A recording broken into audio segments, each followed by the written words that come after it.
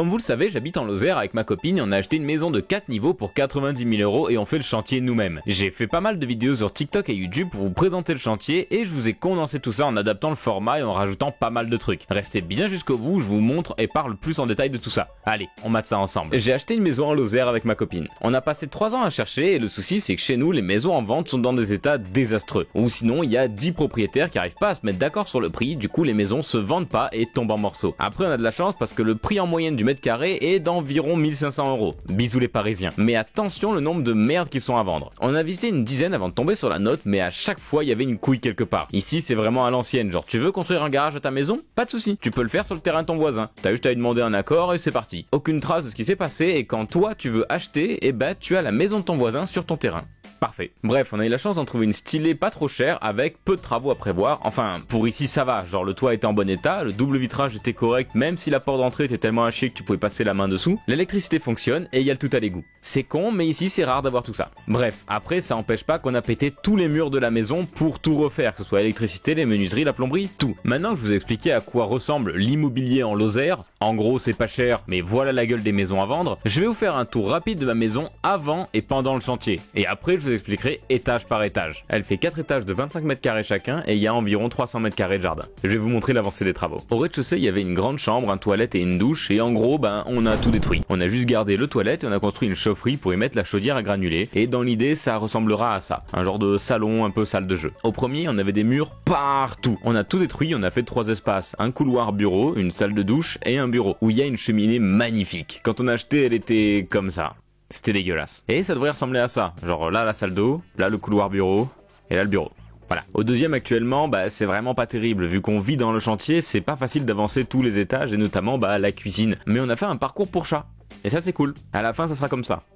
Mais on est quand même parti de ça. Et au dernier étage, la chambre principale, avec un dressing et une cabine de douche indépendante un tout petit peu surélevée sur une genre de mini mezzanine. Et pour l'instant, c'est juste le giga bordel. Mais comparé à avant, c'est déjà mieux. Donc à partir de maintenant, on va passer au rez-de-chaussée et enchaîner tous les étages. Ça va enchaîner, donc suivez bien, on se retrouve à la fin pour un récap. Quand on a acheté, il y avait une mini salle de douche, et oui, pas de bain, vu qu'il n'y a pas de baignoire, des toilettes indépendantes, un couloir qui mène à la porte d'entrée et une grande chambre. Il y avait aussi une cave genre de 8 mètres carrés, de 1,50 m de hauteur avec une entrée à la Evil Dead. Bon, déjà le mur du couloir et de la chambre, tu y passais les doigts dessous easy et j'ai dû aller dans la cave pour surélever les poutres avec un cric hydraulique de voiture. J'ai mis des poutres verticales pour tout redresser et je me suis chié dessus quand j'ai lâché le cric pour redescendre le plancher. Après avec ma copine on a défoncé tous les murs et la douche, on a juste gardé les toilettes et en gros le but de cet endroit c'était de créer un espace chaufferie pour la chaudière. On a coulé des dalles de béton pour refaire les sols et on a fait installer la chaudière à granulés d'à peu près 400 kg et on a monté les cloisons. Vu qu'il n'y a pas de fenêtre de ce côté-là, on a gardé une ancienne menuiserie pour y avoir un peu de lumière naturelle. Bon évidemment on la floutera pour pas faire caca devant tout le monde. Pour le reste de l'espace,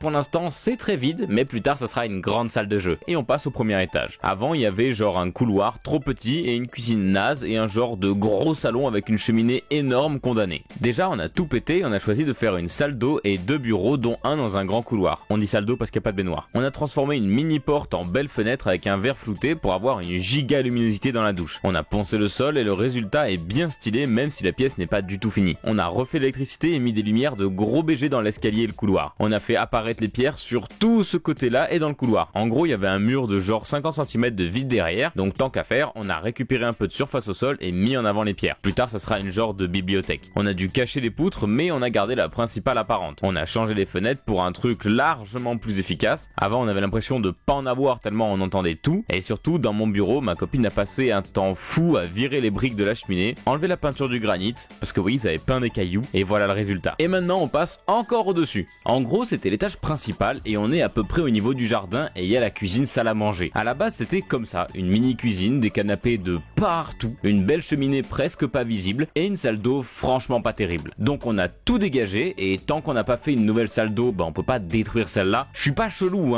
c'est juste que quand il n'y a pas de baignoire, on dit pas salle de bain, on dit salle d'eau. Voilà, on a pété l'ancienne cuisine et placé un poêle à granulés à la place, histoire d'avoir une cheminée utile et ça la met en plus en valeur. Il y avait aussi un coffrage ici et il y avait des blocs de granit dedans, ça on le savait pas. J'ai passé 2 jours à les défoncer au perforateur pour pouvoir installer la nouvelle cuisine. Ma copine a fait toute la cuisine en 3D sur le site d'Ikea, c'est pas une pub, mais Ikea si vous voulez me payer, ça me va très bien. Et dans l'idée ça ressemblera à ça. La cuisine ici, vers l'entrée un espace un peu genre verrière et tout, et la pièce ici deviendra une buanderie. Vous en pensez quoi? On est plutôt fiers de l'avancée. Ça c'était avant. Et ça c'est maintenant. On monte encore un escalier et on arrive tout en haut, la chambre parentale. Alors actuellement, c'est moche, et c'est le bordel. Et c'est très moche. Mais avant c'était comme ça. En vrai ça paraît clean, mais quand on marchait, bah ça grinçait de ouf, c'était horrible. On a dû arracher le parquet, bouger la moquette qui était en dessous, genre qui servait d'isolant phonique vite fait, et visser le plancher aux poutres. En fait il l'avait cloué avec le temps, bah ça foutait le bordel. Et maintenant ça fait peu de bruit, mais c'était vraiment un très gros taf. Au fond de la pièce on va faire une grande cloison en placo avec 2 ouvertures. Cette partie sera surélevée pour cacher l'évacuation de la douche qui sera ici, séparée du dressing qui sera là par une paroi en verre. Le lit sera appuyé contre la cloison du milieu ici. C'était le moment le plus compliqué. J'ai commencé à décrouter le mur de l'escalier de l'autre côté pour faire sortir les pierres qui font partie d'un ancien rempart de château. Et en plus c'est vrai donc c'est trop stylé. On a viré une vieille lucarne de merde, genre avec la condensation on aurait dit qu'il pleuvait dans la maison, tout ça pour mettre un Velux de BG à la place. On doit encore refaire un peu d'électricité, arracher les lambris qui sont au plafond pour refaire un peu l'isolation, faire des rangements sous les parties les plus basses du toit. Il y a encore du taf, mais ça sera chouette. Vous en pensez quoi? Voilà, on a fait le tour de ma tour. C'était assez condensé donc je vous laisse avec le vrai Maël. Bisous. Du coup, comme je vous ai dit en début de vidéo, cette vidéo en fait c'est plein de petits formats verticaux à la suite. Bon, avec pas mal de travail derrière pour le réadapter au bon format. Je me suis fait chier et j'espère que ça va vous plaire. Voilà. Et sinon oui, c'est toujours ma tête ça, hein. Ceux qui me découvrent maintenant, je sais pas comment c'est possible, mais bonjour, bienvenue, abonnez-vous. Vous ferez partie de la team des 10% en commentaire. Team 10. Ouais. Donc voilà, là vous avez vu en gros le chantier actuel et surtout l'avancée du début où c'était dégueulasse à maintenant où c'est plutôt bien. En tout cas, nous on trouve ça bien. On avance comme on peut parce qu'en même temps je dois faire des travaux à la maison, plus mes vidéos, plus des commandes pour des clients, donc c'est chouette hein, mais ça prend beaucoup de temps sur le chantier. En plus de ça, bah du coup Anna elle est plus dans le mode faire les dessins, les idées, me guider sur comment faire, réfléchir à comment faire, parce que moi juste je fais, mais que quand je suis en train de le faire, genre je vais pas réfléchir avant comment je vais le faire. Anna, elle est juste là. Bonjour. On peut croire aussi qu'on copie Aline Dessine, parce qu'on a déjà fait plein de vidéos short machin, je pense qu'il y en a aussi qui en commentaire qui ont déjà dû dire Aline Dessine elle a une tour aussi. Oui, on a 2 tours, mais on se copie pas. Et aussi pour la cuisine, on nous a déjà dit vous devriez faire travailler des gens locaux machin machin. Alors les gens locaux ils ont essayé de nous la mettre bien fort dans le cul, du coup bah on a passé par Ikea et on a tout fait nous-mêmes. Donc vous pouvez voir qu'il y a certains endroits où ça n'avance pas du tout, genre mon bureau parce que c'est pas la priorité. La salle de bain et la cuisine ça a bien avancé et c'est chouette. Je vous mets maintenant une image de la cuisine actuelle et de la salle de bain. Oui, je me trompe moi aussi. Je me corrige tout le temps dans les vidéos mais je me trompe en vrai. Donc voici la salle de bain. La salle d'eau actuelle. Voilà. Elle est belle, hein.